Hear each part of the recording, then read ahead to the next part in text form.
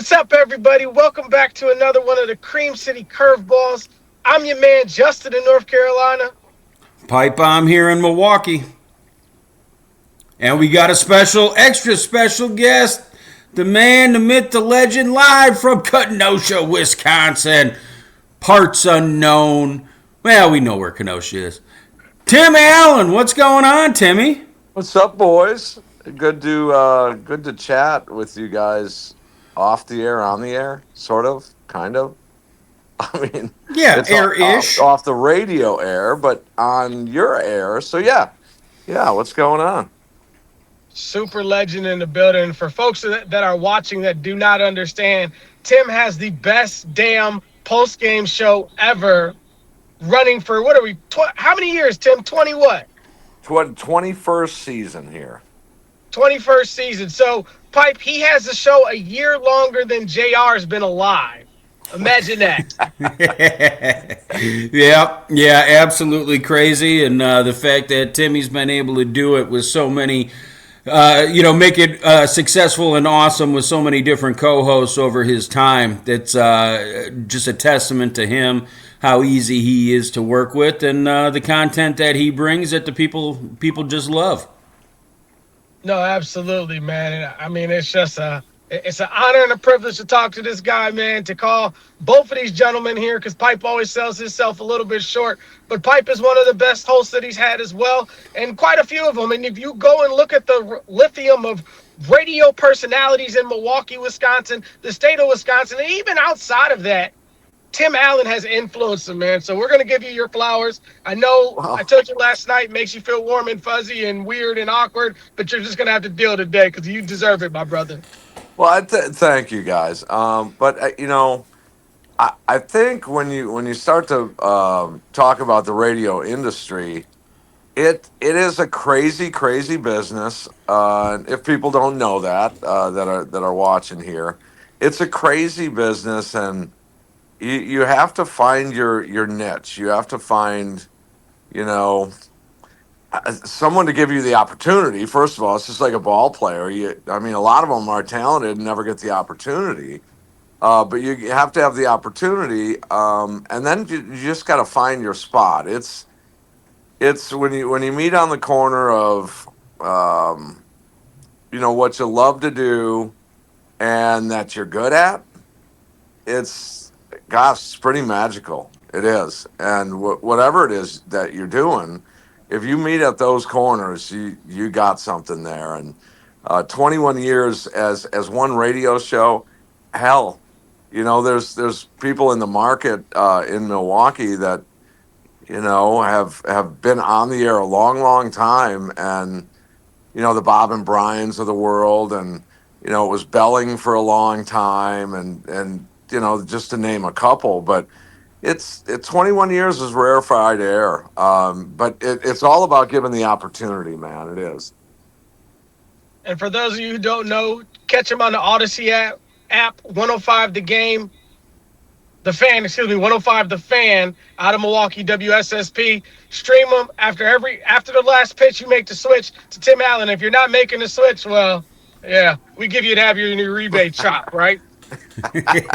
Do a crotch chop.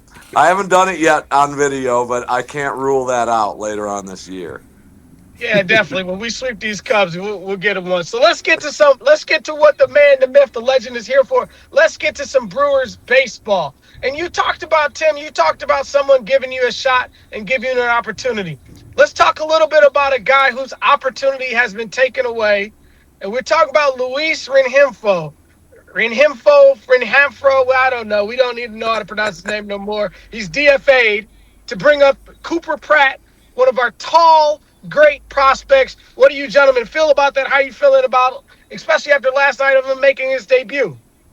I like the chance that they're taking. They gave Renjifo all the time in the world. They did. I think it was a fair sample size for Renjifo, and it didn't work. It's 3 or 4 million guys for this dude, and I think the Brewers can handle chewing on that contract. I do, because I mean, I don't know what the equivalent would be, but I would just guess that it would be a ratio of, say, a Mets or Dodgers team chewing on a $12 million or $11 million deal, where you can just say, it didn't work out. We'll just turn him loose. That's the equivalent. But the main thing is that he was given the chance, and it just didn't come out. We're 2.5 months in, and now you give someone else a chance. And if I don't think Cooper Pratt's going to get 2.5 months, but Renhefo did, and now Joey Ortiz and Hamilton are going to fight for playing time, at least short term. Yeah, I definitely think the Brewers gave Renhefo enough of a chance, and he proved that he's He gots to go. And so they finally cut bait. They did it a few weeks, month later than I would have. But, it's time to get rid of some of the dead weight on this team. The fact that the Brewers have been able to win at the clip that they are, with the fact that you got a lot of dudes, Blake Perkins, He got to go, Hamilton, Joe Zero, who basically bring nothing to the table on a game in, game out basis. You got a lot of dead weight up here in the bigs. It's time to make a change. They did. Let's hope it works out, and hope Cooper Pratt takes this job and runs with it. Pipe, did you include Hamilton in that? In that? I did, but I got a soft spot. I do like Alexander Hamilton, man. I think he's good. His speed is electric. So he gets a hell of a lot more leeway than the other three two now in my book. So yes, I included Alexander, but I probably shouldn't have. Well, no, I mean, he's going to play his role. I think he's the infield version of Brandon Lockridge in the outfield. I mean, you got to have those guys to win a World Series. However, I don't think either one of them, the Brewers want to set the bar at either one being a starter. And I'm not slamming Hamilton. I just think he's a great utility guy.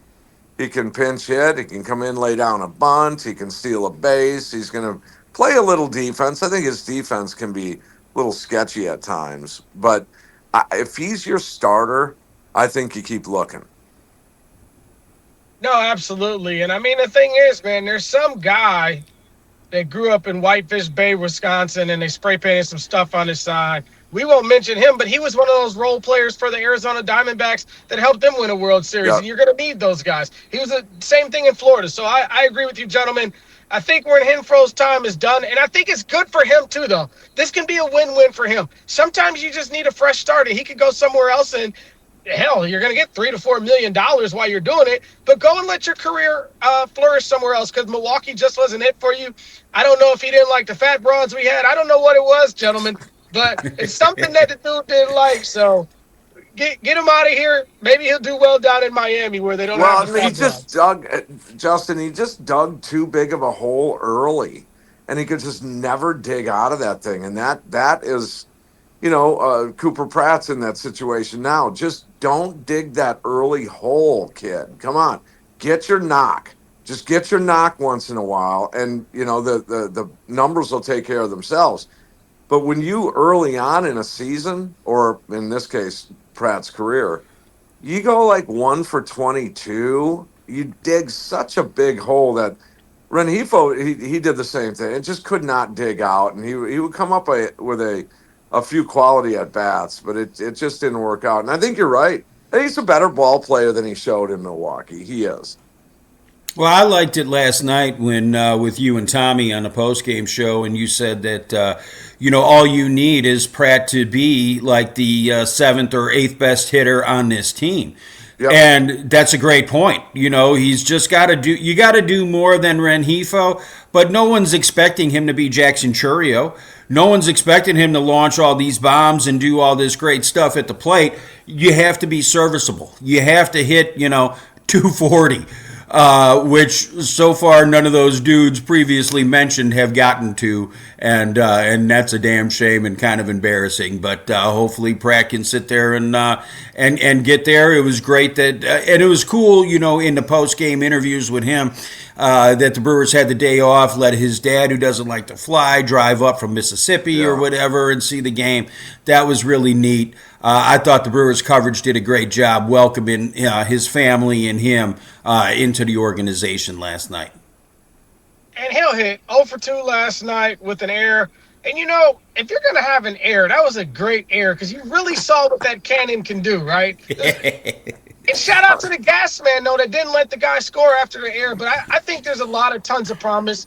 I'm a huge Cooper Pratt fan. I think there's great things to come from this young man. And I think we just wait on it, gentlemen. We're gonna be in Justin, for a you've treat. seen him. I mean, you've seen him. What would your comp be for whatever reason? I just, and I don't know if it's stature, or I don't know if it's style of play, but I think he's got like a Dansby Swanson thing to him. What's your comp? I like Dansby's not bad. I just hate him because he was a Brave and a Cub that killed us. Right. I'd go Troy Tulowitzki maybe. Okay, I get that. And I think that eventually, man, if he figures it all out and he's done it on every level, we can see an MVP level shortstop talent with a Pat Murphy and a nurturing that this Milwaukee Brewers franchise can do for him. And Well, and I, that's the thing as he's climbing the ladder. I've said this a lot about young ball players, the higher end ones, and they all don't work out. I get it, but if you excel over your peers in little league and then in travel ball, and you're still the best kid on the team or one of the top two on the team, and you get to high school and then you're all county or all state, and then you excel against your peers at the next level, whether that's college or getting into pro ball. You look at some of these guys that just they climb through the ladder, and Cooper Pratt talked about that yesterday, and he was talking about the crowd sizes. But again, my point is that he excelled against his peers at every level. Why wouldn't we expect him to excel at this level given the time? Now I know it's the elite level. I understand, but I think you're going to get more than your average player here. He's going to be an above average player for sure. Yeah, I hope so. And I'll say this: what I do like about this, you look at Cooper Pratt and the way that he's built, his body makeup screams baseball player. Tyler Black, same thing. You look at him, that's a baseball player. I'm so glad that we're trying it now with dudes like this instead of Luis Urias and Chiquito Orlando Arcia. These tiny little midget dudes, and we're trying to make them into be a third baseman or a shortstop at the professional level, and the guys are 3.5 feet tall, and so give me the prototypical baseball guy where you look at him and it's like, oh damn, that guy plays ball. I'll take my chances with these guys than what we were trying to do with the short ones. So the translation, Justin, is that he hates Caleb Durbin, Sal Freely, Jet Williams, Jose Altuve. I mean, it's just anybody like diminutive, as Uke would say. Anyone diminutive, pipe bombs against. Not all of them, but a lot of Okay. well, we'll make sure we call them little people so that we don't offend the little people and whatever you said. Goodness gracious. Anyways, let's get to last night's game a little bit, gentlemen. 2-1 baseball game. I thought Robert Gasser was absolutely amazing. This is what we thought. Pipe, we talked about it a couple of episodes before. Would Gasser do this? Would Gasser do this? This is the Robert Gasser that we both expected to see this year. And if we could keep this going, oh, baby, watch out. And then how about our diabetic brother with a shot to right center? Garrett Mitchell, and then Bryce Terang just doing Bryce Terang things. Hey, real quick before I let you gentlemen go, I got to pivot real quick. It is a god-awful shame that Bryce Terang is so low in this all-star balloting. This is ridiculous. He's done everything you could possibly do. He's the best damn second baseman in baseball, probably the best infielder in baseball, and Brewers fans and everybody else needs to do better. Sorry, gentlemen. I agree that need to get out and vote. Brewers.com/vote. And you vote up to 5 times a day, but get some more in there for Bryce Terang. He needs to be an all-star, I think. Now his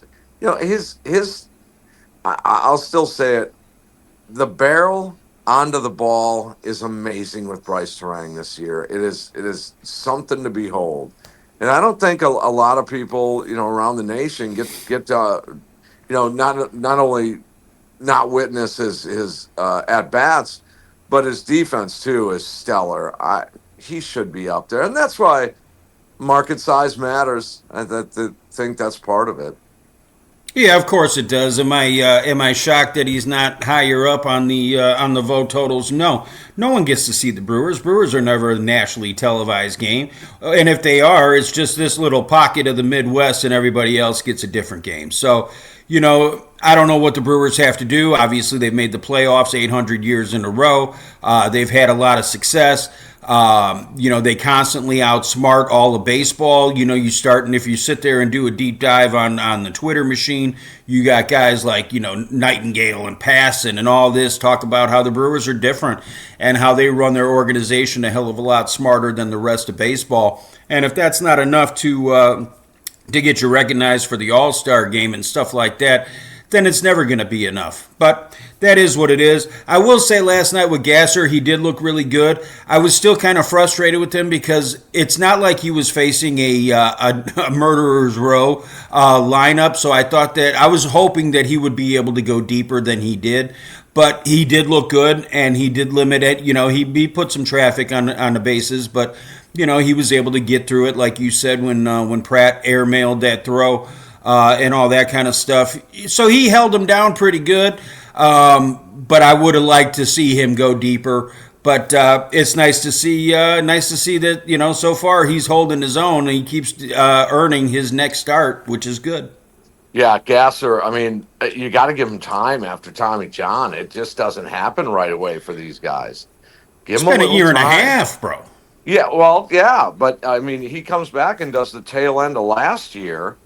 And now I would say right around now would be the time where these TJ guys start clicking a little bit. A year and a half later is really what it comes down to. Yeah, and that Cleveland Guardians baseball team, aka Team Italy, out there feels like with all the Italian guys they have out there, right? Well, and they'll battle you, man. That's a good ball club. It's well run.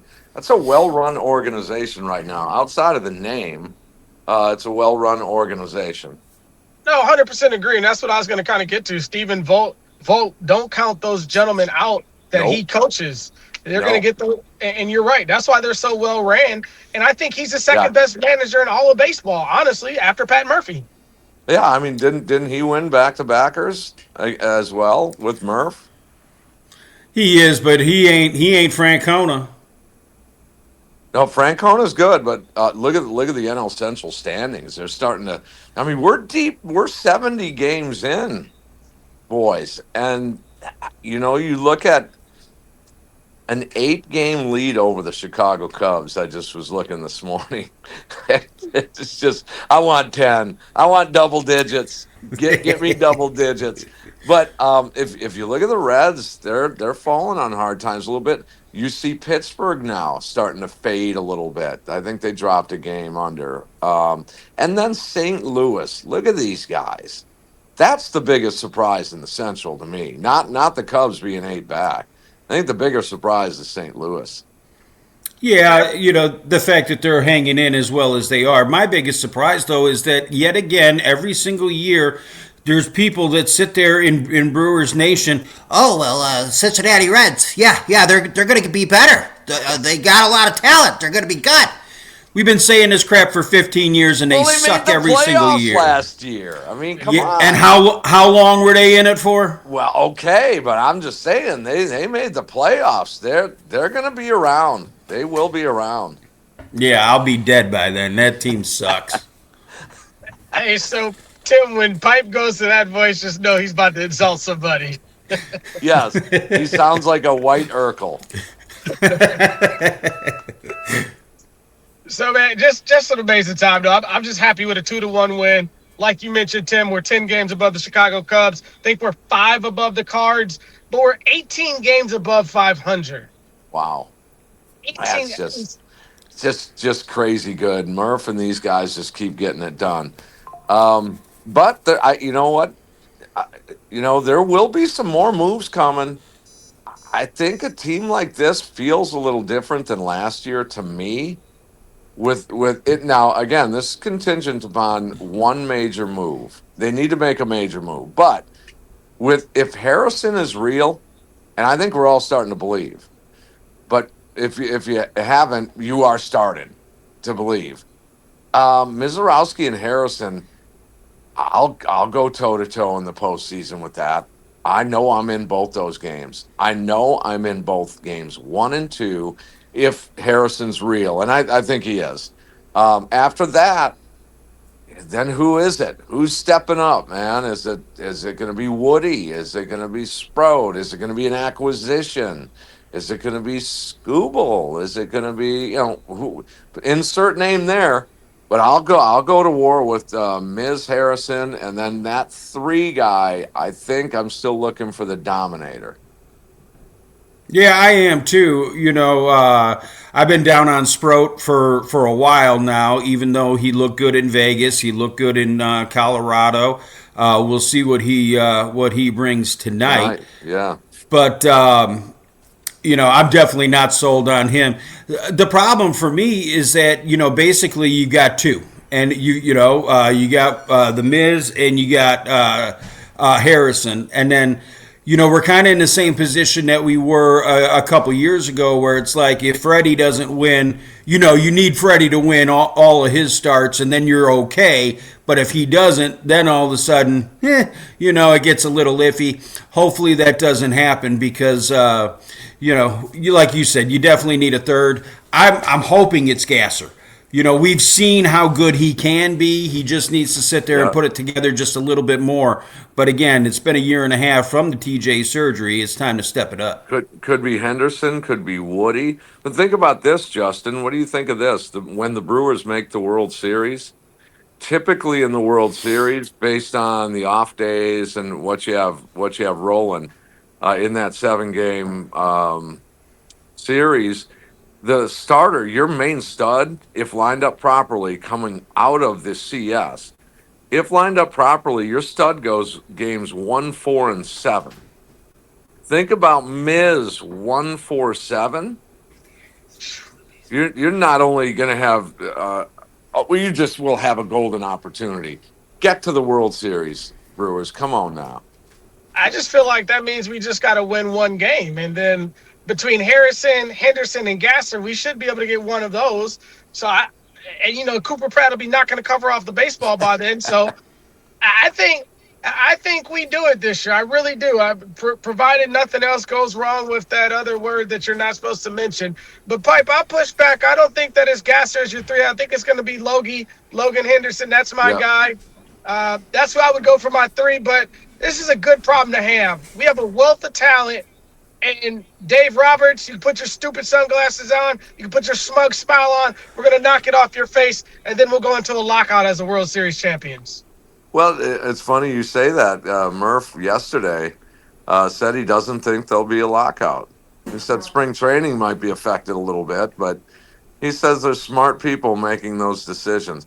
I would tend to agree uh, with the smart people side of things. Do I think there's going to be a lockout? I don't know, man. I don't know. I hope not. I hope not too, but if I had to vote, I'd say there's going to be one, just because of how aggressively the players sat there and laughed off the first offer with the floor and the cap when Yeah. it came to salary. Again, you're going to have the loudest voices in the room are going to be the stars, the star players. And again, we're talking with Tim Allen, radio legend of the baseball post game show. Check him out on 105.7 FM, The Fan, on the Odyssey app. But the loudest voices in the room are going to be the stars, Bryce Harper's, Otani through his interpreter, Mookie Betts, all those kind of guys. Because they're the ones with the name recognition, and everybody assumes that they hold a lot of power in baseball, which they do. But I think that if you get the middle and the lower, you get the little tiny itty bitty Joey Ortizes, and you get the up and coming players on your squad together, they're going to be a hell of a lot more positively affected by having a floor and a cap than these stars who have made and already signed their $200 million contracts already. So baseball, the owners need to sit there and focus on getting the middle to lower end guys on the roster on their side and get them for it. you're never going to get the Bryce Harpers or the Otanis or the people that signed their huge deals already because they don't need the money. They already made theirs. I'm going to No. say that on the smart people making these decisions, I'm going to say that why are you going to screw up everybody making money? Everybody makes money. Okay, we'll slice it up a little different, but everyone's going to make money. I mean, that's just the way this is. So I'm hopeful that they'll come to the realization that, yeah, man, everyone's making money all the way down to the Justin and Pipe Bomb podcast. They're making a bunch of, but what do you get? So now no baseball, you can't analyze a game or a post game show or a concessionaire or a parking lot attendant or the grounds crew or scouts. I mean, media, all of these people are impacted by this. And it's a shame that it's a billion-dollar operation annually, MLB, and we can't figure out a way to split the money. It's sad. That's well said, and you're absolutely right. You're missing a lot of people that really matter as far as their people paying their Hmm. basic bills and stuff like that, man. I just had one other topic to get to with you, gentlemen, man. This came across my phone this morning from Yahoo. I don't know who wrote it, but it talked about we're basically about a year or so removed from Devers throwing the temper tantrum in Boston to force his way out of Boston, which was a domino effect from the Milwaukee Brewers potentially getting a World Series by Harrison being involved in that trade from San Francisco back to Boston, and now us flipping Caleb Durbin, Andrew Monasterio, and some other guy that never hit the baseball. I'm sorry. It is. You're right. Thank you, Raphael, for throwing a little pit and trying to tell your bosses what position you're going to play or what position you don't want to play. Sorry, buddy. Way to be a team guy. I mean, it has happened around the league. It's happened in Milwaukee. I remember talking to Ricky Weeks about it, and I said, "Are you willing to move to the outfield?" And he said, "No." Well, guess what? A year and a half later, he's running around the outfield in a Mariners uniform. So I mean, and then the domino effect of a high end draft choice in Kyle Harrison. It goes from the Giants to Boston, and then the same place that Quinn Priester came from. Matt Arnold goes right back to the well and says, "Well, hey man, that Harrison dude, what do you need for him?" I would have loved to have heard that negotiation because, I mean, you're talking about Caleb Durbin, Monasterio, and Siegler, and to hear that conversation that said, "Hey, Caleb Durbin, look at all the rookie of the year votes. You got a young position player and lock down your third base position for years to come. I want Harrison, but I'm giving you two other players. I got to have something else back. What about that mid-level lefty you got in Drowan over there? And then I don't know. Could you throw in Hamilton? I need one of those utility guys back. That is an amazing deal. It may go down as one of the best deals, if not the best deal in Brewers history outside of Yelich. Yeah, it might. My whole thing though is that let's not make fun of Boston and Devers too much because yes, he sat there and threw a fit. We had a guy who used to play left field a whole lot. There was a lot of discussion about moving him to first base. That never happened, and now he's a DH all the time. Imagine if we could sit there and have him at first base too, and clear up some space in the DH role every now and then. So Yeah, sometimes how would that look, Pipe Bomb? If Yelly's out in left, Churio in center, and Bowers in right. My goodness.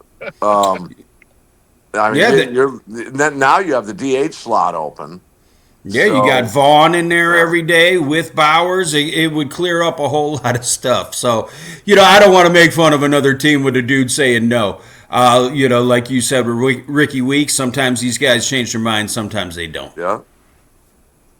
Yeah, but I mean, the biggest thing is that the Milwaukee Brewers benefited from it. We have the best general manager, the best manager in baseball. We're the best ran team, And I think that Antonaccio deserves a little bit more respect because he brought these guys in and has them in a good spot and has us in a good spot to go and compete for this World Series, which is what is most important to the three of us. And you got to win it for Tim Allen. You got to win it for Bob Euchre. You got to win it for Pipe Bomb. You got to win it for the fat broads. You got to win it for the skinny broads. Got to win it for everybody out there is what we're telling you. That should be your close every show. What do you, before we get out of here, do you gentlemen got anything else that we need to press again? Tim, before we go, you're welcome whenever you want to come, my brother. Okay. Yeah, no, and hey, anytime that there's a platform and a bunch of knowledgeable Brewer fans talking Brewers baseball, that's a good thing. I mean, that's a good thing, whether it's on the radio or on a podcast or wherever, at YouTube or whatever it might be. I think that's all a good thing, guys. Now, I mean, if I were asked to appear on someone else's Brewers post game show, I'd probably have to say no. But I mean, something like this, anytime, anywhere, I'll jump on, man, and expect it. We might get into a regular routine of this. Hell yeah, that would be awesome. It's thank you for hopping on. You and Tommy, one hell of a combo. You guys do a great job after every game. So Tommy's got to be your next guest now. yeah, we're gonna get him on for sure. We're gonna get him on for sure. We got some people up in the hopper. We knew that we had to have you on as the first guest on this show. The almanac, the legend, the Brewers maniac. So we just thank you for hopping on, man. It's awesome. And I am so glad it's different than a politics podcast. Yeah, we don't even know what that stuff is. You don't, do you? No, man. Yeah, like I echo everything that Pipe says, Tim. It's truly an honor to have you, and your baseball knowledge is, I mean, there's no one that competes. And I mean, when you get done with this Brewers game, make the switch to Tim Allen after the last pitch. I'm telling you, you're going to learn a lot more with him and Tommy, man.